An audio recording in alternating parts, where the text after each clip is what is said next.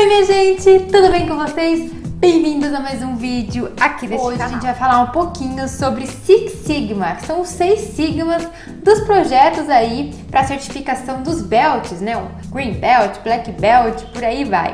Eu tenho certeza que vocês já devem ter ouvido falar, mas se vocês não escutaram, ainda vão ouvir, viu? Porque é super comum. Venha comigo, vamos conferir esse. Bom, antes da gente falar, né, um pouco mais sobre o Six Sigma, vamos relembrar um pouquinho da história. Então, a gente sabe que teve lá a era artesã, depois a gente teve a Revolução Industrial, depois a gente também teve o Taylor, o Ford, aí os métodos de causa específica e causa comum, e 2 agentes muito importantes, que é o Deming, né, que foi responsável aí pelo PDCA, e o Ishikawa, que a gente também utiliza muito em causa raiz, né, com o diagrama de Ishikawa. Acontece, o Six Sigma surgiu porque a gente teve a necessidade de desenvolver novas técnicas para a melhoria dos processos e dos produtos. E o Six Sigma, ele trabalha ali, né, com uma vertente muito mais estatística que ajuda a gente a atingir essas melhorias nos processos. Quando a gente fala Six Sigma, o que é, né?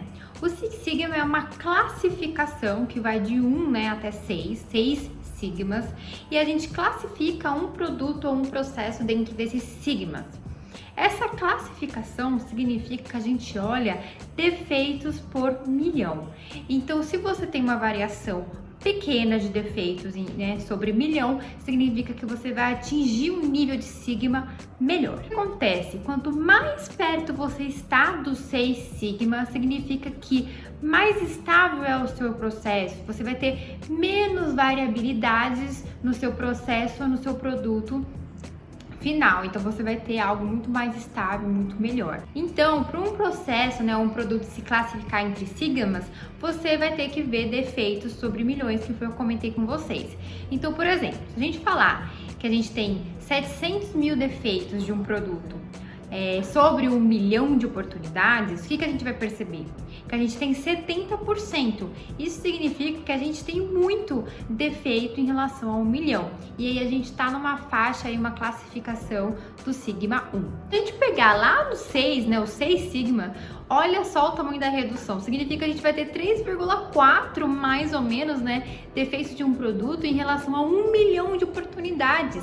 Se você for fazer a divisão dessas duas coisas, você vai ver que se aproxima muito, mas muito mesmo, do 0 defeitos. Então, quando a gente fala dos 6 sigmas, a gente está falando de fazer uma redução, uma melhoria no processo para fazer que sua empresa atinja um patamar mais próximo do 6. Se um processo ele tá no Sigma 1, você pode conseguir reduzir chegando no Sigma 4, no Sigma 3, então você vai ter uma redução ali bem bacana do seu processo, do seu produto que está instável. E lembra que lá no comecinho do vídeo eu comentei com vocês sobre o Deming, sobre o Ishikawa, que tá ligado ali à metodologia do PDCA.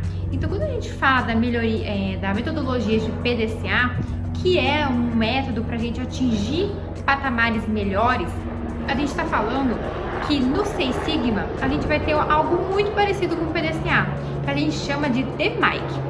O DMAIC também tem as suas fases para a gente conseguir atuar nessa melhoria.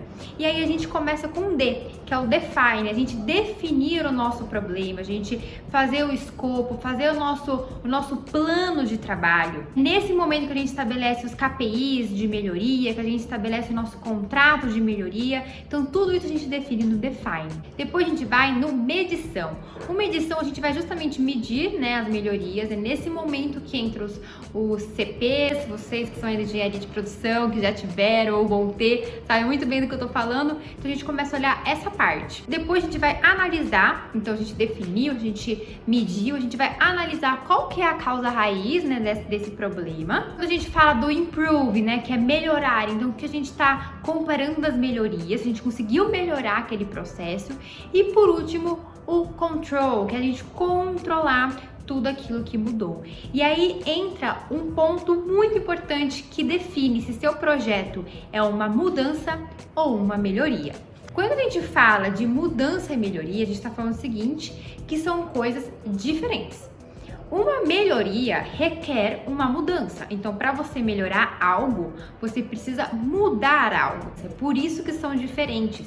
O seu projeto, ele tem que resultar não numa mudança, mas sim numa melhoria. E você precisa comprovar e controlar que essa melhoria ela está sendo feita e está contínua no tempo. Então, por exemplo, quando a gente tem um gráfico de um processo e a gente vê uma melhora pontualmente no mês, a gente fala que a gente teve uma mudança naquele mês, a gente conseguiu mudar o patamar de um mês para o outro. Agora, uma melhoria vai acarretar os meses seguintes dessa mudança continuar. Então, para que você comprove uma melhoria, você tem que provar que ela continua se mantendo aquele novo patamar. Não foi só uma mudança pontual, mas sim uma melhoria estabelecida. E aí que entra, gente, os belts que a gente tanto escuta falar, white belt, green belt, yellow belt, black belt. Então, quando a gente fala de, você é black belt, você é green belt, a gente está falando de pessoas, né, ou um grupo de pessoas que participaram, que foram responsáveis por tocar um projeto de Six Sigma e atingiram um nível de Sigma superior, né, do que o problema da empresa. Uma coisa importante de falar dos projetos de Six Sigma é que são projetos que vão envolver bastante estatística. Eu até tenho aqui, deixa eu pegar para vocês, que eu anotei algumas ferramentas que você pode utilizar em algumas fases. Então, por exemplo, quando eu falo mensurar, que é medir, você pode usar mapeamento de processo, você pode usar análise de variância, gráficos de controle. Quando eu falo analisar, você pode utilizar regressão linear, regressão lógica, testes de hipótese. Quando eu falo de improve, que é melhoria, você pode utilizar testes em paralelos, tipos de comparação, e controlar, você pode utilizar várias outras coisas, né? Controle estatístico de processo, gestão de equipes, enfim, né? A parte também de pessoas envolve aí nessas análises. Então, por exemplo, o software Minitab, eu acho que muitos de vocês já devem ter ouvido falar ou vão ouvir na faculdade também, é um software que a gente consegue fazer essas análises estatísticas bem bacanas e são muito utilizadas nos projetos de belts que envolvem o Six Sigma. Bom, gente, o vídeo de hoje foi esse. Espero que vocês tenham aprendido um pouco mais sobre Six Sigma, um pouco sobre os belts. Não esqueça de curtir e compartilhar esse vídeo. Um beijo, até o próximo vídeo. E se a gente não se vê mais, um bom Natal, um bom Ano Novo, que 2021 chegue com muita prosperidade. Tchau!